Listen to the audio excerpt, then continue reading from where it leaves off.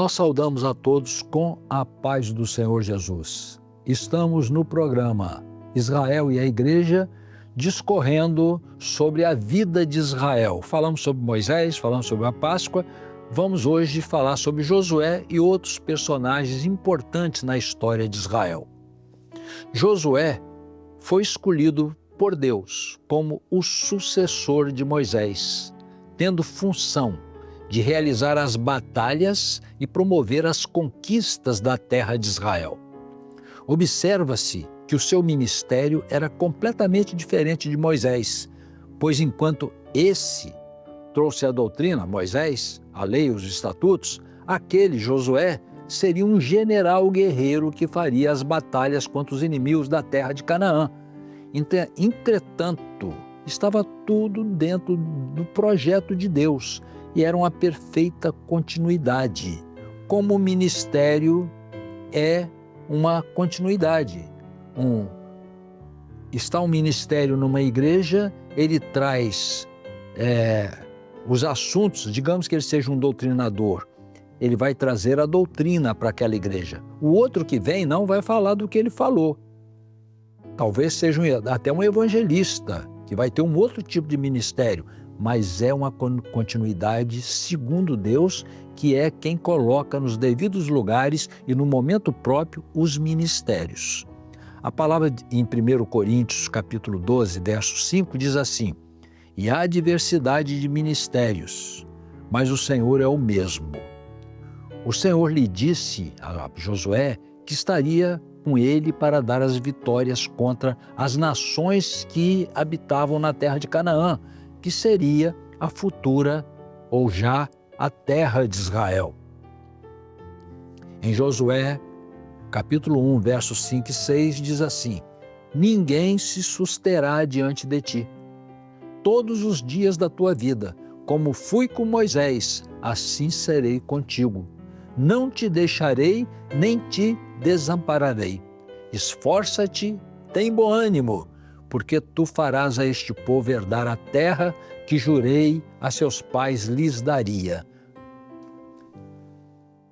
A ordenação de Josué para o seu ministério ocorreu tão logo atravessar o Jordão para a terra prometida, ao se encontrar com um anjo do Senhor que lhe disse, lendo o texto bíblico agora: "E sucedeu que, estando Josué ao pé de Jericó, levantou seus olhos e olhou, e eis que se pôs em pé dele um homem que tinha na mão uma espada nua.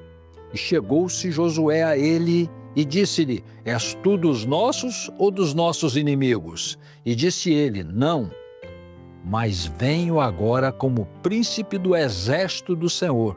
Então Josué se prostrou sobre o seu rosto na terra e o adorou. E disse-lhe: Que diz meu senhor ao seu servo?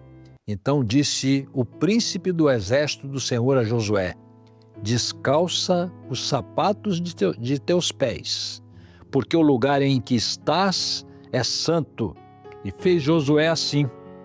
Josué, capítulo 5, versos de 13 a 15. Josué realizou as batalhas durante toda a sua vida, conquistando as terras das mãos dos inimigos, conforme tudo o que o Senhor disse.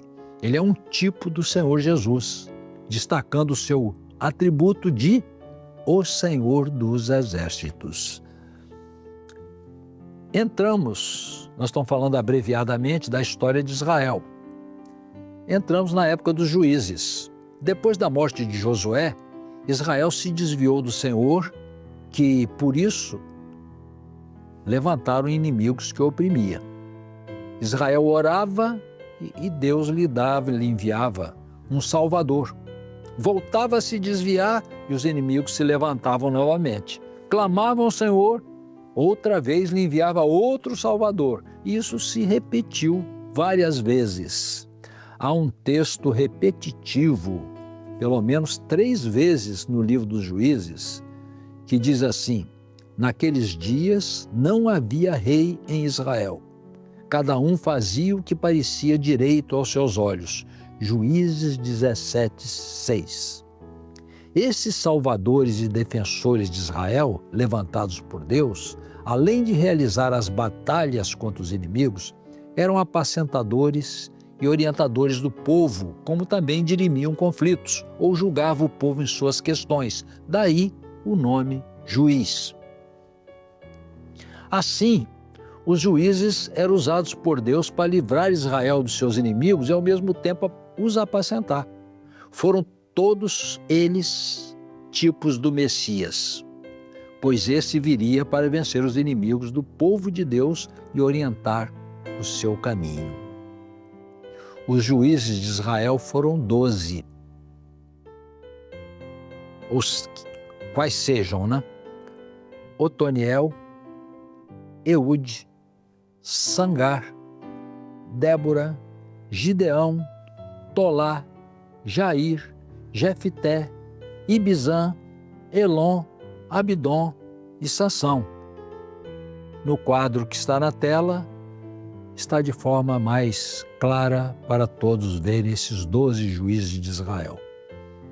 Depois dos juízes, foi levantado em Israel o sacerdote Eli e depois o profeta Samuel.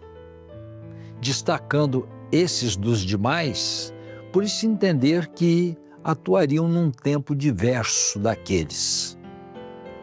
Ao final da época dos juízes, Deus levantou o profeta Samuel, que fez a transição para a época dos reis, havendo Deus em seus dias levantado Saul, o primeiro rei de Israel. Desde a sua infância até o fim de seus dias, Deus usou poderosamente o profeta Samuel para declarar a sua vontade a Israel, já que a palavra de Deus estava em sua boca continuamente. Samuel marca uma época em que Deus o levanta como um grande profeta, atendendo à oração de Ana, cuja história é importante conhecer no primeiro livro de Samuel. Por mandado de Deus, Samuel unge a Saul, que, à exceção do princípio do seu reinado, não andou nos caminhos do Senhor. Depois o Senhor levanta o rei Davi, também ungido por Samuel, que conquistou todas as terras das mãos dos inimigos de Israel, incluindo os filisteus que dominavam partes das terras de forma agressiva. Logo em seguida, ou no momento seguinte, nós vamos falar dos atos de Davi, como ele agradou a Deus e seus atos grandiosos, sendo ele um tipo notável do Messias. Entrando pelos antecedentes, falando do rei Davi agora, Saul era rei de Israel e se desviou do Senhor. Por essa causa, o Senhor o rejeitou para reinar sobre Israel. O Senhor escolheu a Davi como o rei que iria substituí-lo, sendo levantado muito jovem, recebendo a unção pelo profeta Samuel. Saul foi levantado rei, sendo ungido por Samuel e por escolha do Senhor. Recebeu todas as condições de reinar e ser fiel, mas ele se desviou do Senhor, caindo na desobediência. Saul iniciou o seu reinado com humildade e obedecendo às orientações de Deus, bem como tendo vitórias contra os inimigos. Após estabelecido como rei, se afeiçoou à função terrena, tendo direitos acima de todos, sendo servido por servos e criados, e se ensoberbeceu. Desobedeceu ao Senhor 2 vezes, manipulando suas orientações, e na segunda vez, mediante reincidência e advertido, foi rejeitado por Deus. O profeta Samuel declarou a sua rejeição e disse que o Senhor já tinha separado para si um rei que faria sua vontade melhor do que ele, e que o ato da rebelião contra Deus era como feitiçaria e iniquidade. É um texto conhecido, muito citado nas aulas de Saul e Davi, que diz assim: porque a rebelião é como o pecado de feitiçaria, e o porfiar como iniquidade e idolatria. Porquanto tu rejeitaste a palavra do Senhor, ele também te rejeitou a ti, para que não sejas rei. 1 Samuel 15, 23. Se verificará que mesmo Saul rejeitado, continuou reinando sobre Israel mais de 10 anos, enquanto Davi estava ungido, separado para reinar, mas ainda não havia sido investido na função de rei.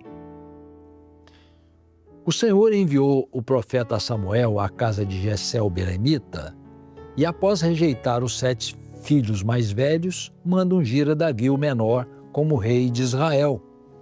Foi escolhido por Deus, não estava presente, humanamente sem condições, mas o Senhor mandou buscá-lo dentre as malhadas das ovelhas.